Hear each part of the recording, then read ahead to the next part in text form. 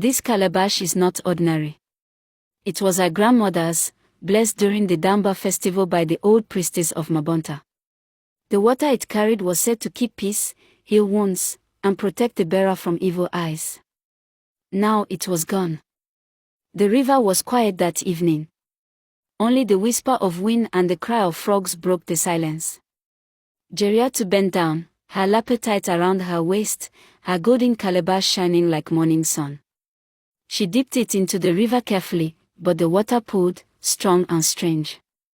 In one blink, the calabash slipped from her hands and disappeared. Ya Allah! She gasped, kneeling by the bank. The water swallowed it whole. That calabash was not ordinary.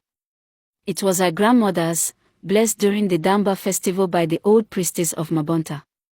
The water it carried was said to keep peace, heal wounds, and protect the bearer from evil eyes.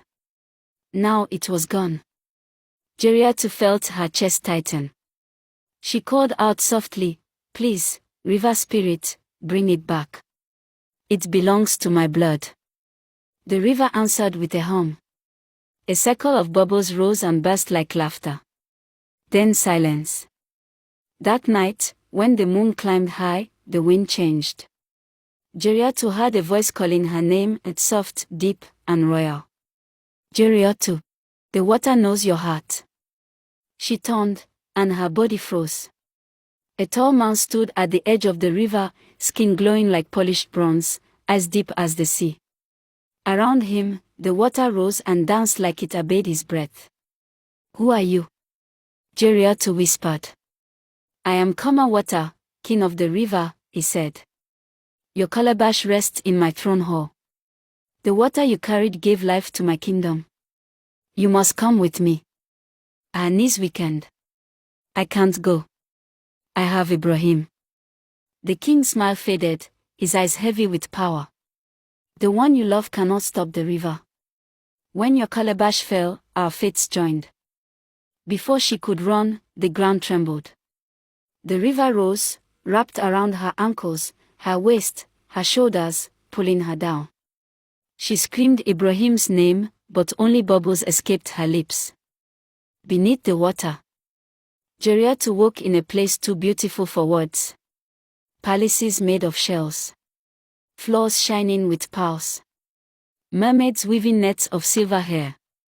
The air was blue light and song. The River King sat on a throne carved from a whale's rib. Around him floated spirits wearing crowns of coral and eyes that glowed like stars. He rose when he saw her. "The river brings who it chooses. You belong here now." Jeriatu trembled. "Your Majesty, I am only a village girl. I do not belong to your world." But when she spoke, the calabash floated to her, glowing gold, whole again. Inside it, the water shimmered like living fire. The king touched her hand. "You carried magic without knowing. The river gave it back to you. Together, we can rule both worlds."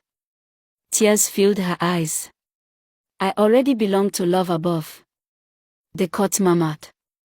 The king's wife Mimi Komba, the water goddess, stepped forward, her beauty fierce like lightning in a storm. Beads of sea glass shone on her neck. Her eyes burned with jealousy. "You bring a mortal here," she said sharply. "A woman of dust and bone. Has the river gone mad?" The king turned to her calmly.